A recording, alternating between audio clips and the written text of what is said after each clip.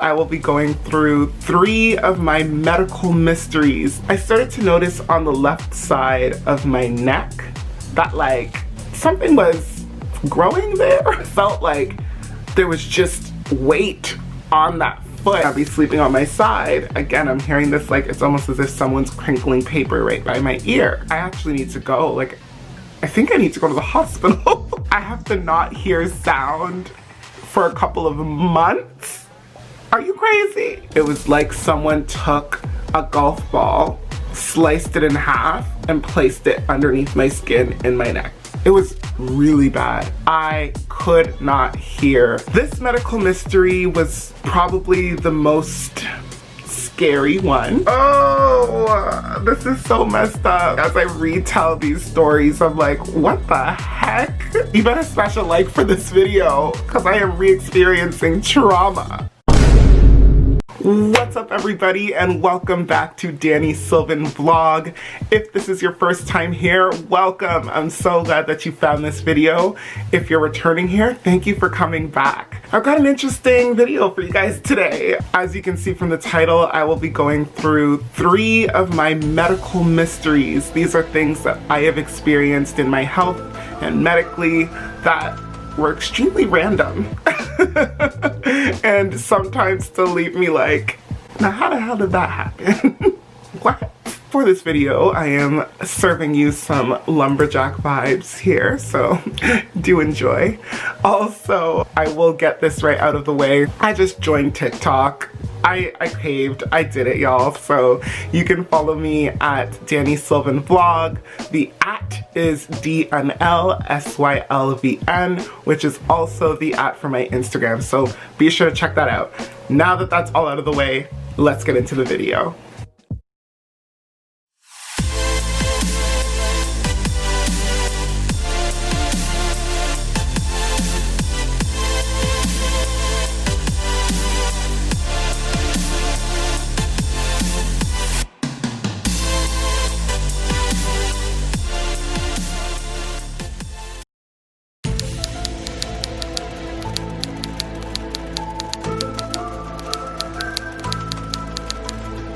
Alright, so this first medical mystery took place back in 2016, specifically in August. I went on a trip to New York City with my brother. It was his birthday, so we were celebrating that together, and we did a lot of walking in New York. It was his first time, so we did all of the touristy activities. You know, we went to the Empire State Building, we went to Times Square, and we went to all the food places that everyone raves about. It was a really, really fun trip. It was a short trip, but a fun trip. However, as a result of all the things that we crammed in that short time, our feet and walking was the main mode of transportation that we used. We didn't use any taxis down there. We used the subway system, but a lot of it was on our feet. Now we're back from the trip and I'm back at work. At the time, I was working at a kind of education store slash toy store. Basically, it gave resources for students and teachers, usually at the elementary or high school level, and then we also had like a toy store attached. So it was kind of like half and half. Half of the store education, half of the store toys. This detail is really not important. I don't know why I'm going into detail about it, but I'm a detail-oriented person. Just let me live. Let me live. Moving on. So I went back to work and I was on my feet actively. You know, it was a full 8-hour shift. And about, I would say 4 hours into the shift, I went for my lunch break, walked to the McDonald's that was close by to get my lunch. And as I was walking there, I felt like a pain in my foot. This was so long ago. I think it was my left foot. And I was like, that's odd to just randomly feel pain in my foot, but sure, whatever. And as I'm walking back from the McDonald's to the store, which was not a far walk, it felt even worse. And I was like, I rebuke you. You better heal now because what's going on? So I sit down at work, I eat my lunch, I get up to go back on the floor and go to work. And I stand up and I immediately sit back down. I was like, whoa, my foot is in excruciating pain. Like, what the heck is going on right now? What happened? So I tried again and I was like, okay. This is scary. So I kind of hopped my way up to cash. And I am such a, you know, work needs to get done. Let's get the work done. I'm a great employee. Let me just tell you that. I am a great employee. You are lucky to have me on staff, okay? Because I was like, this could work. Maybe I won't be stocking the shelves because I can't walk, but I'll still work the shift. Like, I'll just keep me on cash, give me a little stool to sit on or something, and I'll be good. So I literally was like, yeah, to the, I guess it was the shift leader on staff. I was like, I can't walk. This is a situation at hand. She's like, oh my goodness. I'm like, it's fine. I'm just gonna stay at cash for the rest of my shift, and I just need a stool to sit on, something, and I'll be good. She was like, Are you sure? and I was like, yeah, let's do it. That lasted for about 5 minutes because I was like, each minute that went by, the pain just got so much worse. And it felt like there was just weight on that foot. It was the weirdest thing. So I was like, yeah, y'all, I can't do this. I can't do this. I'm like, I actually need to go. Like, I think I need to go to the hospital. Like, I think something's really wrong. So they were like, of course, like, absolutely. Is there anyone we could call for you? Do you want the ambulance? I'm like, it's not an ambulance situation, but it's definitely a call my parents and get them in a car here to take me to the hospital. I called my parents, and then my dad came and picked me up, and we went straight to the hospital. I got to the hospital and talking to the staff at the hospital, and they're like, okay, so, you know, let us know the situation. And of course they're asking me all the questions like, has it been in pain before? Have you ever injected anything into your foot? Like, all these things. I'm like, nope. Like, it just literally stopped working. Like, I can't walk. I forget if I don't think they ran any particular tests or anything. I think it was just, we're gonna sit you down with the doctor and we're gonna figure this out. By the time I went to see the doctor, it wasn't as painful. And then the doctor, he was looking at it, real puzzled. Like, everyone was confused because there was nothing crazy that I was doing. They asked, you know, are you a runner? You know, is this something new? Have you like maybe started running and that's a new thing and your feet gave out or something like that? I'm like, nope. So I literally remember the doctor just standing there and being like, he was looking at my foot, and then he looked at my shoes, and then he looked back at my foot, and he was like, are those the shoes that you wear on a regular basis? I was like, yeah, like those are my everyday shoes.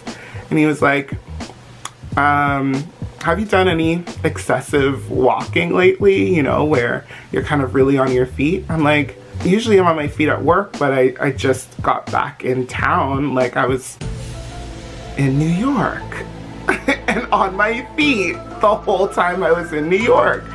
And he was like, how long were you there? I was like 3-4 days, and I was on my feet, like, doing a lot of walking. He was like, so here's the situation. Your arch in your foot is like this. The shoes that you wear are like this. So when you're on your feet constantly and working that muscle, the arch in your foot, and it doesn't have any support with an arched shoe that would, you know, hold it up, it's gonna collapse and it's gonna give out. So the muscles that were in the arch of my foot collapsed. That's what the situation was. So I was like, okay, fine, cool, that's great. What do we do? He's like, I'm gonna need to get you a boot. And the boot is like one of those orthotic style, almost casts that you wear. I think I have a picture, and if I do, I'll insert it here. But that's what the boot was, and I had to be on that for, I believe it was 3 weeks to a month, depending on how speedy things were. And I think I actually only needed it for 2.5 weeks because it healed up pretty quickly. But whew, let me tell you, that was a crazy mystery because it's really exactly how I said it was. They were working fine, my feet were good, my left foot was fine, and then it just wasn't. And it was a little scary, but once I discovered what caused it and remembered all the walking that I did in New York, it totally made sense. So that's medical mystery number 1. Moving on.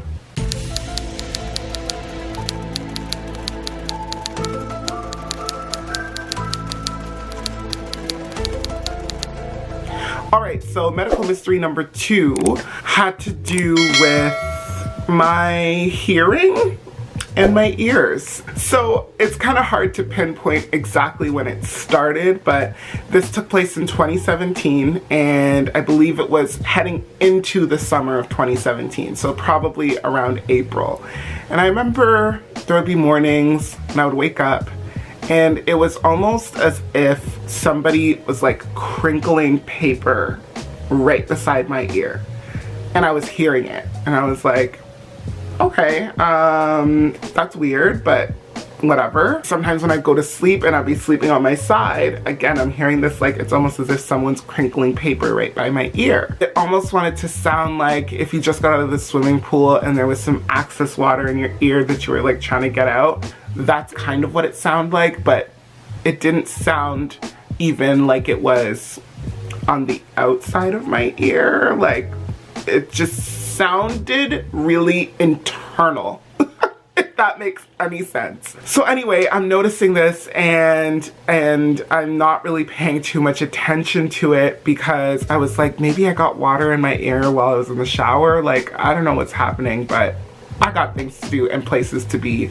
I don't have time to be worrying about this little thing. So I didn't pay it too much mind. Then I basically started to notice that over time, my hearing, my literal ability to listen to sound was diminishing. It was as if there's volume on 100%, which is typical hearing volume, and it's like somebody just kept turning the dial down, and it went from like, this week it went from like 100 to 80, and then next week it went from like 80 to 60, and then the next week it went like, it was like over time, slowly, the dial on the sound that I could hear was getting lower and lower.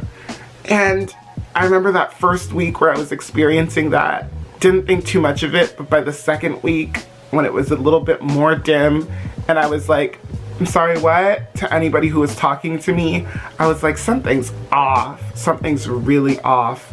So I remember by that second week, I booked an appointment with the ear, nose, throat specialist at my doctor's office. And of course, he was fully booked for like weeks. So I didn't end up seeing him until probably 3 weeks, maybe a full month after I started to notice this change in the ability to hear. So let me just fast forward. By the time I got to him and was sitting down in his office, it was really bad. It was really bad. I could not hear much. I'm not gonna sit here and say I was deaf. I was not deaf, but I could hear very little. You literally had to scream to me for me to hear what you were saying. And if you did that, I could hear you, but it was so muted and so low volume. It's so hard to even describe, but that it was a struggle. It was a struggle to hear. The whole time, everyone I'm talking to about it, my family, everybody's like, Danny, it's built up earwax. Boy, you need to clean your ears. And it's like, I've been cleaning my ears for as long as I can remember. That's how I was raised. So the fact that that's being called into question is annoying because no, it's not earwax buildup. And the whole time in my gut, in my heart, I knew it wasn't earwax buildup. It just wasn't. I'd even go and I'm like, no, there's nothing there. Like, I clean my ears. Like, it's not earwax buildup. It feels like something else. And I've never had earwax buildup before, so it was a hard case to argue because it's not like I've had it before. I know what that feels like and this isn't it. I've never had earwax buildup before, but I just knew it wasn't it. Now I get to the doctor, and first I'm told to go down to like their kind of ear sound testing station. can tell I don't know a whole lot of medical terms, but anyway, and equipment names and whatnot. But basically what they did was they put me in what almost looked like a recording studio setting. It was almost like a sound booth or something. And you can see that they had the foam kind of around to block out any external noise. And I had to put this headset on, and they were basically playing me different beeps, like beep sounds at different decibels, so like volumes of sound, to see what I can hear and what I can't. And I knew something was off when the lady testing me was like, "Did you hear that?" And I'm like, "No." And then she's like, and then she drew another beep and another one and another one. "Did you hear that?" No, I didn't hear anything. And she looked a little shook, like, she looked a little like, really? She's like, "You didn't hear that?" Like, no, I didn't hear that. So that's when I knew, I'm like, shoot, something's wrong. Something's really wrong here. I go to the doctor, he checks in my ear, checks in the other ear. He's asking me like, so, you know, how long have you been experiencing this? Of course, I'm like, like, oh, that was such a hard time. But anyway, he was asking me like, how long has it been? He was asking me what I'm experiencing, what I'm feeling. So I basically explained everything that I told you with like the crinkling. It sounds like paper crinkling, and I can't hear, and all of that. And he was like, well, I checked your ears and there doesn't seem to be earwax buildup, but like, let's flush your ear anyways and see what happens. So I go through the process of him shooting the water in my ear and flushing it out and all of that. He does it for both ears. And he was like, any difference? And I'm like, absolutely none. Like, no difference whatsoever. So then he had to, I think what ended up happening was, if I remember correctly, it's so fuzzy. Experiences like this, you kind of try to forget and block away. But for y'all, I'm bringing them back, okay? So you better smash a like for this video, because I am re-experiencing trauma. Do it, please. Anyway, so I'm pretty sure what happened was he got like a camera flashlight type of thing and went pretty deep into my ear canal. And he was like, Oh. Okay. Yep. Okay, I see what's going on. I was like, what? And he was like, so here's the situation. Fluids from your head, most likely your brain, have found their way into your ear canal, and as a result, it is clogged. So that is why you can't hear. I was like, what? What? So, let me get this straight. Liquid from my brain found its way, leaked into my ear canal, and as a result, I am struggling to hear sound. And he was like, yes. And he was like, based on the testing that we did downstairs with like the decibel test and what I just saw, that's the case. I was like, okay. He's like, the average human is supposed to be able to hear 70 decibels of sound, no problem. And the most sound that I could hear was 20 decibels. That's like, you could barely hear a dog bark with that. So yeah, it was very low. He said my two options are these. A, I can go into surgery, and what they can do is go in and take out the fluid themselves, literally in my ear. There's gonna have to be some cutting and all of that to get there. They suck out the fluids, and there is a chance that that might not be successful. Not that I'm like not gonna survive the surgery, but that there could still be fluid in there, you know, even if they go through the whole process. He said, I don't suggest that one. He said, B, what we can do is wait for it to drain out naturally. And that's what I suggest. And I was like, okay, assuming I go with B, about how long is this draining out process gonna take? He's like, well, you've been experiencing this for about 4 weeks now. I'm like, yep. He's like, maybe a couple months. I'm like, wait a minute.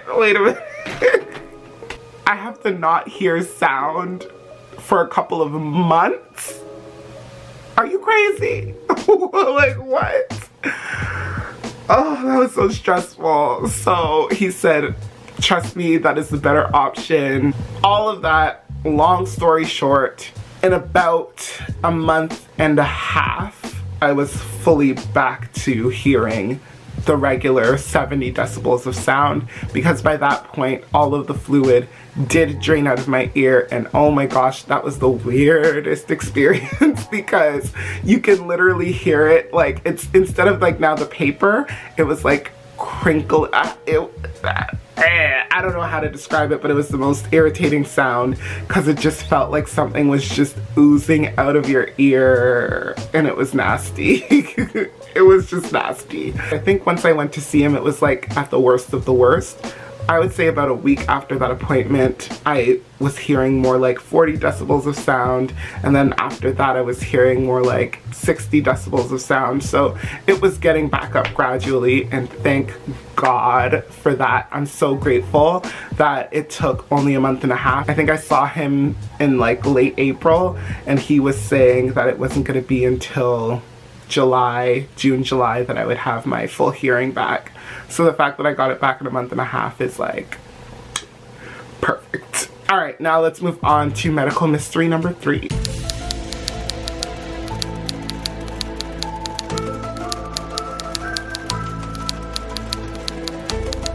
This medical mystery was probably the most scary one, because it was so unpredictable and such a mystery that it led my mind to so many different places, because it's scary.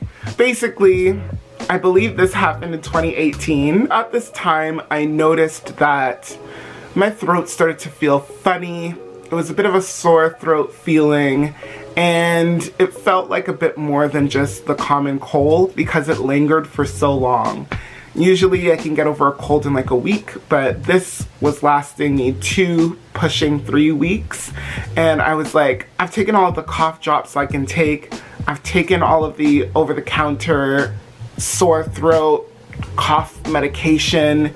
They don't work for this. This is something else. So I went to a walk-in clinic and wanted to see exactly what was up. I saw a doctor and they said, yeah, it just looks like, you know, you have a sore throat. It looks like it's strep throat actually, because your throat is really inflamed. So take this medication and you should be good. And I was like, okay, cool. So I took the medication and they said, if you don't see any changes in like a week, then come back. Oh, I saw some changes, but they weren't for the better. They were not for the good, because my throat started to feel almost worse after taking the medication. And I started to notice on the, it's always left, I started to notice on the left side of my neck that like something was growing there. Oh, this is so messed up. Like, as I retell these stories, I'm like, what the heck?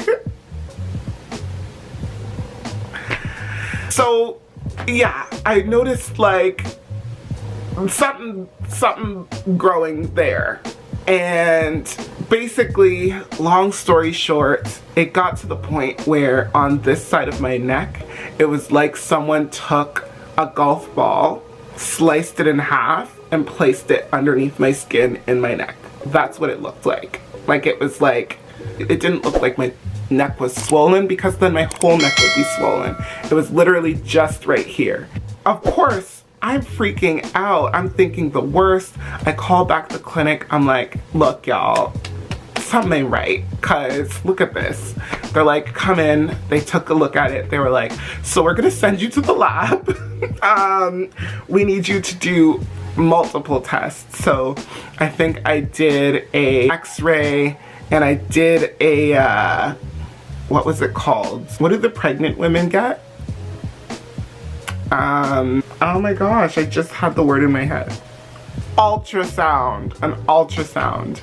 Yeah, they did an ultrasound on it too. So there was the ultrasound and then an x-ray, because they were like, is something like growing in there? Like, it's not a baby obviously, but like that, I guess they use ultrasounds for other reasons medically too, and this just happened to be one of them.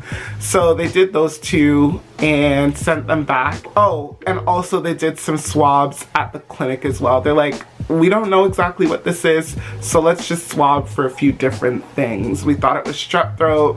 Doesn't look like it's strep throat. It looks like it's more than strep throat. So let's just swab for a few things. They call me back into the clinic and they were like, so you have mononucleosis. And I was like, huh? They're like, you kids these days just call it mono. I was like, oh, okay. He was like, good news is it's not gonna kill you. Good news is the treatment is antibiotics. Finish the whole bottle and you should be good. He said your throat and vocal cords from the mono were so swollen that one of them like kind of swelled out to show that stretch, that little bump that was growing on my neck. And he said once you take the antibiotics it should go right back down, so don't worry about it. Of course, if it doesn't go down, let us know, all of that. But I did take the antibiotics and it did slowly but surely go down. That, my friends, was extremely scary. I know what you're thinking. Isn't mono the kissing virus? Isn't that from kissing? Well, educational moment here. It is from saliva. That's how it transfers to other people. So that could be from kissing. That could also be from sharing drinks with somebody or sharing utensils with somebody that has their saliva on it. Now you're putting it in your mouth. That's how the bacteria transfers, and that's how the virus transfers. I would love to sit here and tell you that I was kissing somebody and that's how I got it, but truth is I didn't have anybody at the time to be kissing. So I must have got it from a shared drink. I had no one. Excuse me. I can't stand myself. Okay, anyway. Alright, so that is the end of my story time. 3 medical mysteries that I have experienced. If you've made it this far, at this point you clearly liked the video. So just take the 2 seconds and smash that thumbs up for me. Also subscribe to the channel if you haven't already, and be sure to turn on that post notification bell so you know every time that I post a video. You can also follow up with me at DNLSYLVN on Instagram, and I'm also going to plug my blog, Fine Details by Danny Sylvan. That is at Fine Details DS. There is a Facebook and Instagram page that you can check me out. And as I mentioned earlier, I have a TikTok, DNLSYLVN. That's a mouthful. So I hope you guys enjoyed this video. Thanks for watching. Bye, friends.